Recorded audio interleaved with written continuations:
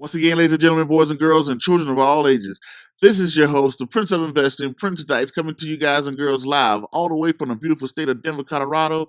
Don't forget to hit that like, subscribe, comment, and share button, and also hit that bell icon to get videos as they drop comments below. Let's have a conversation, and also check out the description box to check out our books, our other social media across the globe.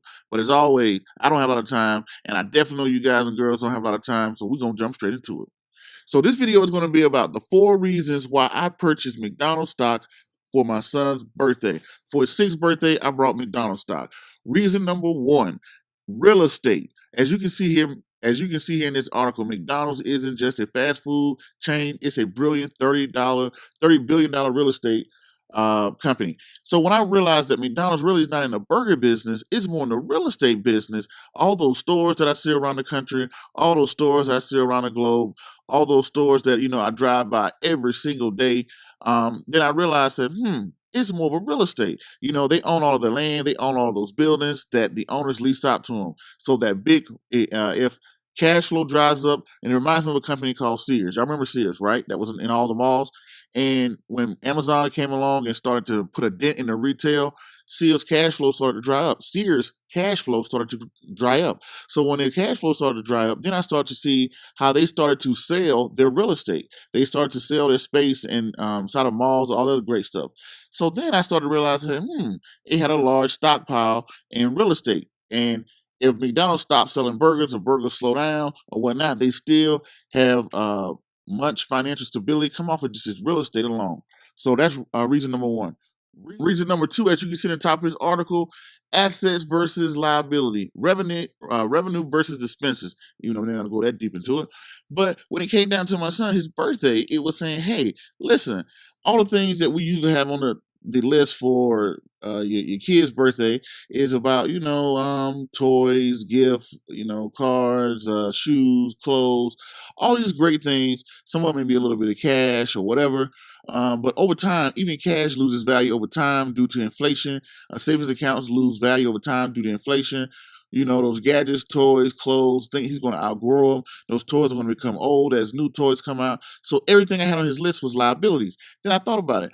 Well, what if I bought him some assets? What are some assets out there that I can buy for the same price range that I would spend on these particular liabilities?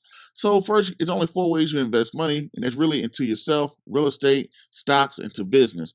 Well, with 100, $200, it's kind of hard to start a little business, formulating everything and stuff like that. Not saying it can't be done. Number 2, you have real estate. Not too much real estate I can buy with $200. So then I had, then I thought about, what if I can invest into him? Maybe I could send him to a school or something like that. Maybe, possibly. Then I thought about stocks. I said, well, stocks is very cheap, very inexpensive. I can buy him some shares right into his portfolio, right into his account, and see what happens. Now, because those liabilities, they have no possibility of going to the upside in the future, becoming profitable in most cases, right? So, but an asset, I don't know what the stock will be worth in the future. So, you know what? Let me take a try. And when I purchased the stock for the first time in August of 2017, it turned around so far to this date, this video, maybe 14%, not including the dividends, all of the great stuff like that. So, wasn't a bad investment, but that's another reason. Assets versus liability. Number 4, buy what you know. McDonald's is a global brand. As you can see right here, McDonald's is becoming a global empire. I think it's already there, operating in over like 100 countries outside the U.S.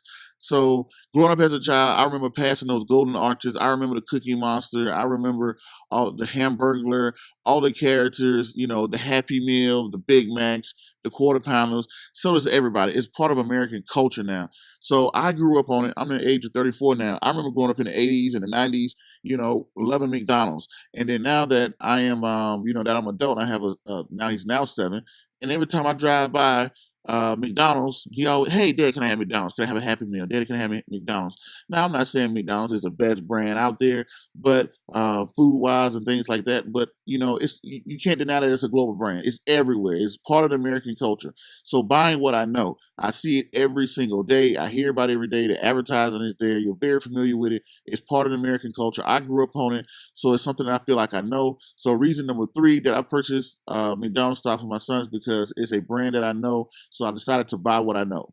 Reason number 4, McDonald's dividend history. As you can see today, the McDonald's dividend yield is 2.5, and it has a history of paying dividends going all the way back to the 70s. So, with 40 years of paying dividends, and it also made me feel good because ever since I purchased that stock, every quarter, seeing my son has dividends of something, McDonald's paying him dividends, and those dividends being reinvested to purchase him more stocks. That's reason number 4 that I purchased it.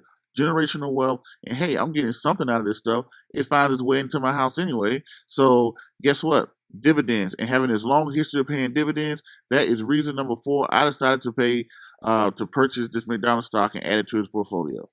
Well, that's my 4 reasons. Number 1, real estate. Number 2, asset over liability. Number 3, the brain of buying what I know. Number 4, dividends.